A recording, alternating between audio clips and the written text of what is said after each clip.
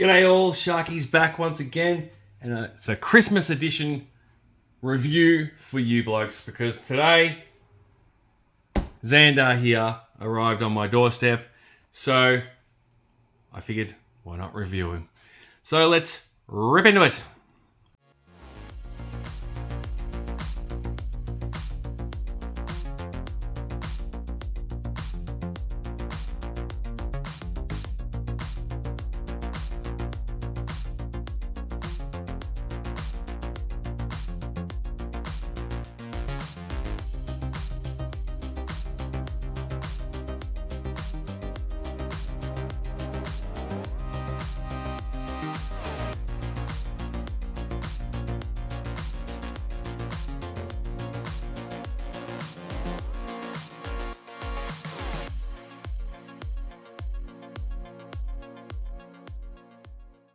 Alright, so there's a close-up look at the figure in the packet and all the stuff that he comes with. He is number 146 in the line.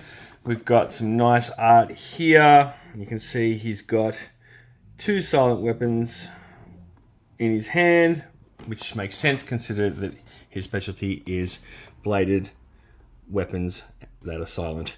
We have a look at the back. We have another look at this garage sort of area that is often seen in all the Dreadnok back art on these packages. Wouldn't it be cool to get a Dreadnok playset, garage playset? Please bring it on, Lenny & Co. Couple little close-ups here of the Tampo and the tattoos and the motorbike that we don't have. Skill sets, let's jump into that. So up top, first one is Mercenary. He's a level 4, which means he likes money. Next one down is Arrow Weapons. He's a level 2. Which kind of doesn't make sense when you consider that his main weapon is like a spear gun. Anyway, next one down, that is Infiltration. He's level 4, which makes sense because he is good at all that sort of covert ops, blending in and hiding and concealment and yada yada. And the next one up sort of ties into that as well, and that's Stealth, and he's a level 4. So that's all that. We're not going to worry about any of the other malarkey on the pack. Let's open it up and see what this guy is all about. Alright, so we'll start off with the accessories before we do the figure.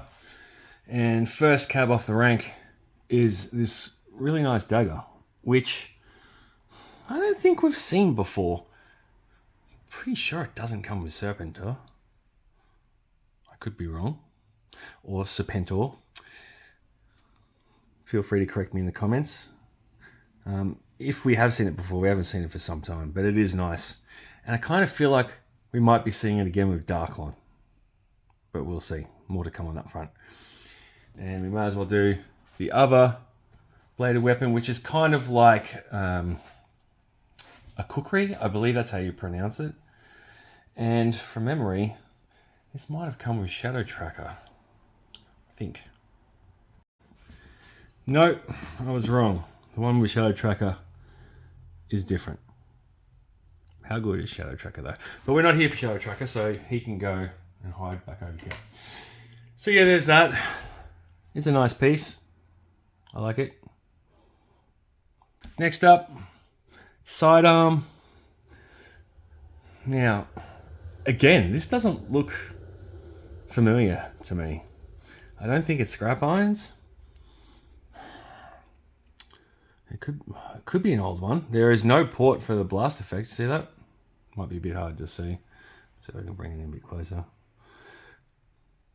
Which is odd. Which makes me think that it is an older piece. Feel free to let me know in the comments. We really need a good database online for classified weapons, because it's not information that I retain readily available off the top of my head.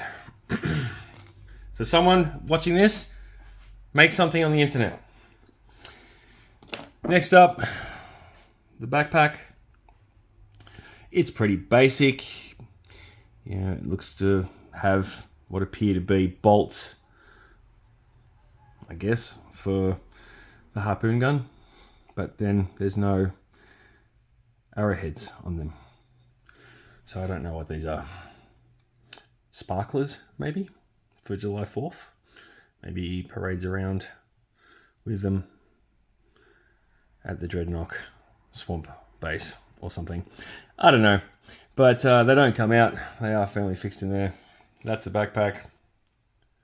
Whoopity-doo, whoopity-day. Last but definitely not least is this, which of course is definitely a new piece.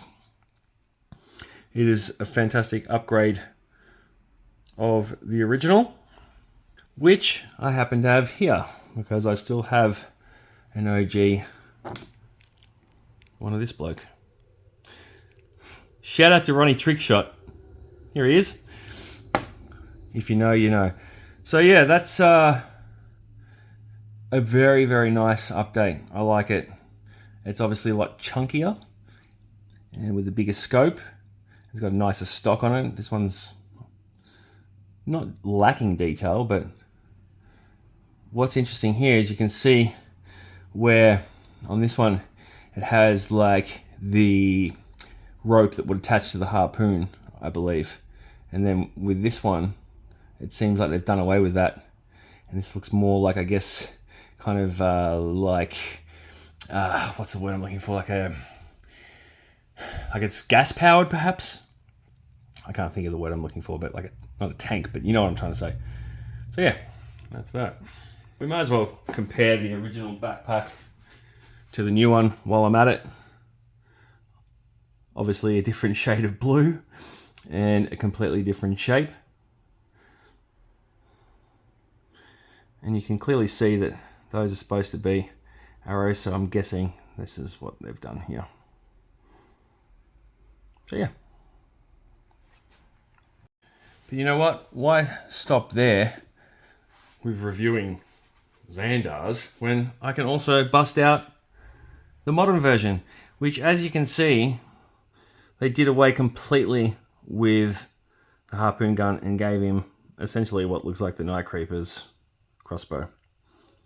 But we'll have a more look at him in a second when we look at the actual classified Zandar figure, which is odd because he was here, now he's not. That's because he's a master of concealment, folks. There he is. Oh, look at this, a little festive gag for you guys. All right, enough of the jokes. Let's have a look at the guy himself. So starting with the face sculpt, bit of a pretty boy, isn't he? But those, I guess you would call it tattoos, they look pretty good. Let's marry it up to the vintage figure here. Vintage figure's got more of an olive complexion, a bit of a tan. And of course, most of you will know that this was a color change figure. Unfortunately, there is no color change feature with the classifieds. So we'll try and get him into a T-pose with these pauldrons on. It might be a tad tricky, methinks. Yep, I don't want to force that. And those are like right stuck into the arms there. You can see that? So I'm definitely not going to butcher that. And that is actually hitting on the shoulder part here. That's like tucked under there. So the arms aren't going up very well. Something I'm going to have to take a closer look at. Speaking of closer looks, we'll have a look at the upper here, which of course is a whole new thing when compared to the original, where he was very, very bare bones. Looks like he's wearing his sister's sports bra, and even the modern one. But the first thing that you guys are probably noticing here also is the tattoos on the abdomen. Where are they here? Are they under here? Well, you know what? It'd be nice to be able to remove this with a mushroom clip to have a look, but unfortunately it is completely one piece. So I'm not going to take that off, but give me one moment. And now that I've removed his neck cheek, you can see that yes, they are indeed underneath the secondary here, and they also continue around his neck underneath his that's a bit hard to see, underneath his moule there. It is a glorious moule, by the way. Nice little detail there. See the earring? It's pretty cool. He's got two. The skull on the pauldron here looks sick in the gold accent. Really dig that. And this one as well. It's a nice touch. Forearm tattoo down here. I'm struggling to make out what exactly that is. It looks like someone playing a guitar, but I could be completely wrong. I'm going to have to come back and freeze this because my eyesight's not giving me much on that front. And no other tats on the arms, but he does have this nice gauntlet here, which makes sense considering his weaponry. Go down here, he's got a chain wallet. Nice look at the deco on the buckle. Looks like some sort of skull. Around here, sheath for the knife or the dagger. Might as well just go and peg that in there now. That's interesting. That's gonna be an interesting fit going in there with this in the way, but it works. It does go in there. It's very tight. It's not coming out. Legs are, you know, pretty basic. I like how he's got one gold steel cap or gold cap on his boots. It almost feels like it's spiked to do some nice head kicking when he feels like it. So yeah, T-pose is definitely not really workable in this situation. There is a butterfly joint in there. You can see it. You might be able to see it better here. Yeah, but there's not a lot of give on that front. He can look down quite well. He can look up pretty well as well. The mullet is kind of like probably even sort of preventing him fully looking up, but he can definitely do that.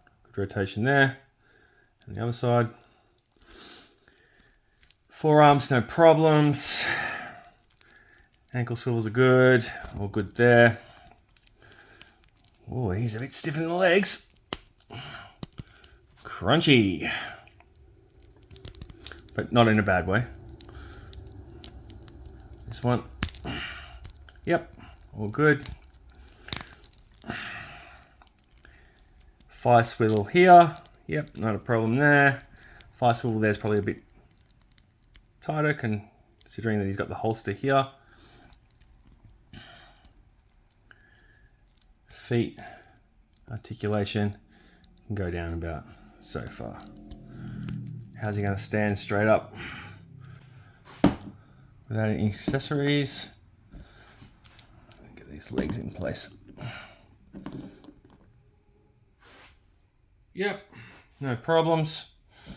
All right, so gonna kit him out. See how well this backpack attaches on, because we all know the backpacks have not been the classified line's strong suit, but this one seems to be pretty good. Fits snug, even with got some clearance for the hair and the headband. Not a lot, but enough. Gravity for the win.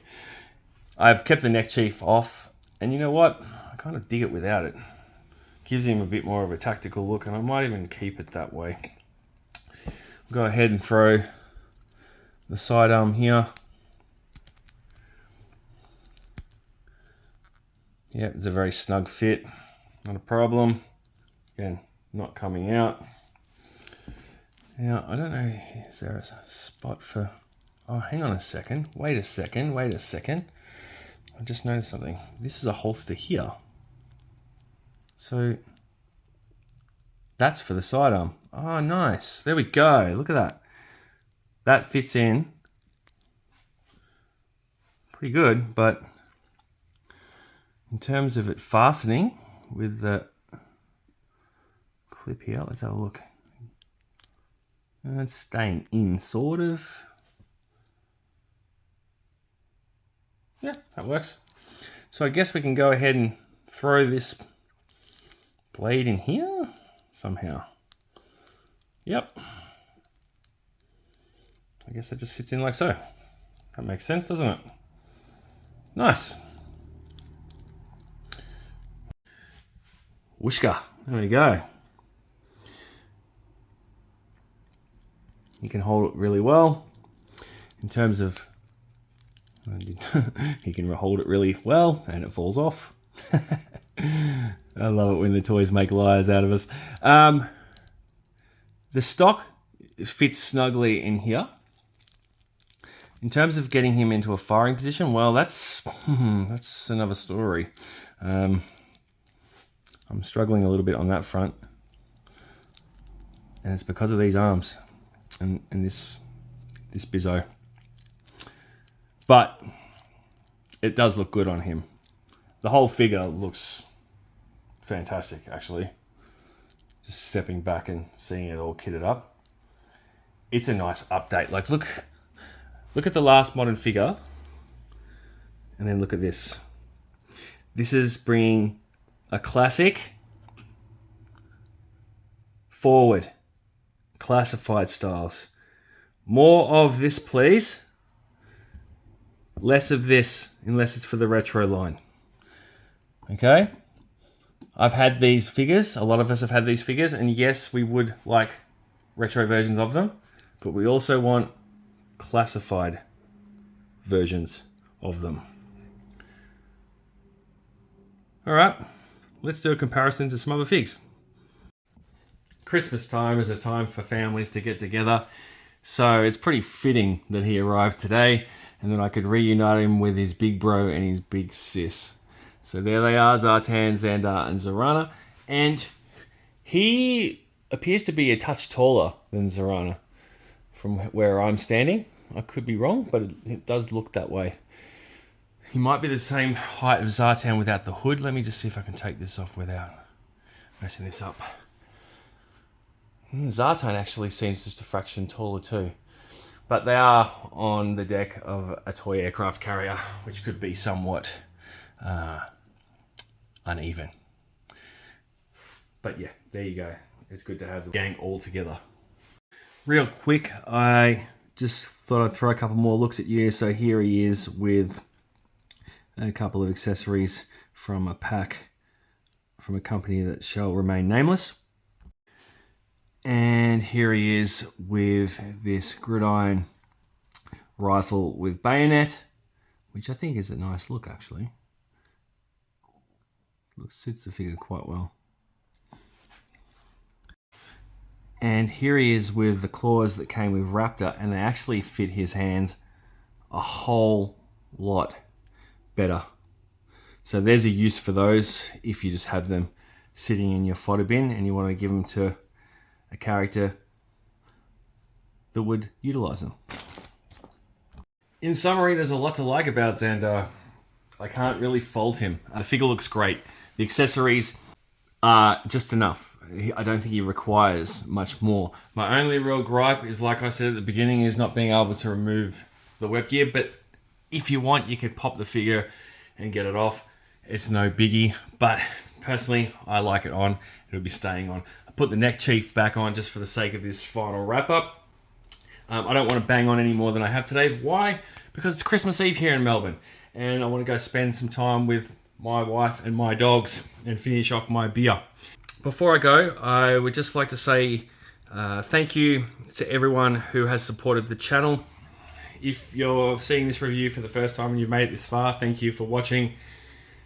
If you like the content, if you like the sounds of my Aussie accent, hit the like button, hit the subscribe button, share the video around if you want, and you can find me on Instagram as well at Shark Eyes Pics.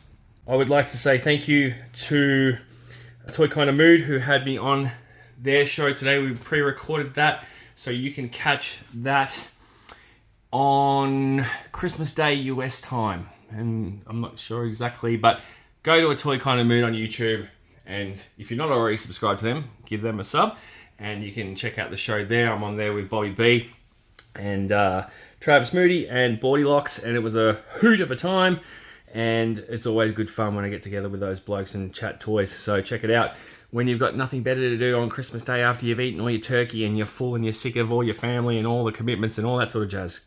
Go check it out. And that's it. This is probably going to be my final review of the year, I dare say. And I would like to again thank everyone for checking out my content. But that's it. Thank you very much. Have a safe and merry holiday season. Festivus, Christmas, Hanukkah, whatever it is you celebrate, just have a good time. Enjoy the time with your family. Enjoy the festivities. Enjoy the food. Enjoy everything that this time of year brings. Be safe and say hi to your dogs for me. Peace out.